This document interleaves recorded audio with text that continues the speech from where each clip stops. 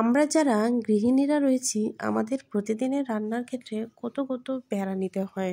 কখন কি রান্না করব, কোনটার সাথে কি যাবে, কোন মাছের সাথে কি, ইত্যাদি ইত্যাদি। আসসালামু আলাইকুম এভরিওয়ান, কেমন আছেন সবাই? আশা করি সবাই অনেক অনেক ভালো আছেন। আমার আজকের রেসিপি মাগুর মাছের দিয়ে সিমের বিচি। বর্তমানে বাজারে অনেক সিমের বিচি পাওয়া যাচ্ছে, মোটামুটি দামের ক্ষেত্রেও স্বল্প। আর সিমের বিচিতে রয়েছে অনেক পুষ্টিগুণ।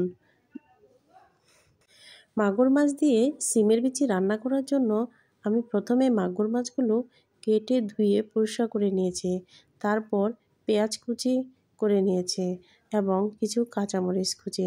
আর এই তরকারিটা করার জন্য আমি কিছু পেঁয়াজ ব্লেন্ডার করে নিয়েছি। এতে তরকারির স্বাদ অনেক গুণ বেড়ে যাবে, তরকারিটা ঘন ঘন হবে।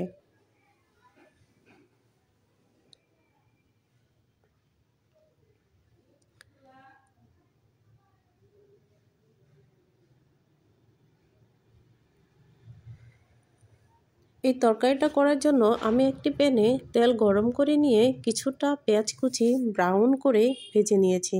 তাতে ব্লেন্ডার করা পেঁয়াজটা দিয়ে আর সমস্ত মশলা দিয়ে দিয়েছি। হলুদ গুঁড়ো, মরিচ গুঁড়ো, ধনিয়া গুঁড়ো এবং সাথে সামান্য জিরা গুঁড়ো দিয়ে মশলাটা আমি কিছুক্ষণ কষিয়েছি। কারণ মশলাটা যত কষানো যাবে তরকারির স্বাদ তত বেড়ে যাবে। মশলাটা ভালো করে কষিয়ে তাতে মাছগুলো দিয়ে দিয়েছি।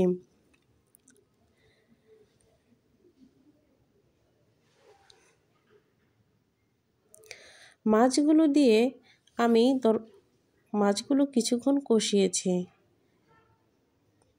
মাছগুলো কষানোর পর সিমের বিচি দিয়ে আবার কিছুক্ষণ কষিয়েছি। তারপর টমেটো কুচিগুলো দিয়ে দিয়েছি। টমেটো কুচিগুলো দিয়ে কিছুক্ষণ উল্টাপাল্টা করে মাছের ভিতরে কিছু তেল ছিল এগুলো আমি দিয়ে দিয়েছি এবং শেষে কাঁচামরিচ দিয়ে উঠিয়ে নিয়েছি। আপনারা এটা বাসায় ট্রাই করতে পারেন, অনেক মজা এবং পুষ্টিগুণে ভরা। আর আমার এই ভিডিওটা ভালো লেগে থাকলে লাইক, কমেন্ট এবং সাবস্ক্রাইব করে পাশে থাকবেন। সবাই ভালো থাকবেন, সুস্থ থাকবেন আর নিরাপদে থাকবেন। আল্লাহ হাফেজ।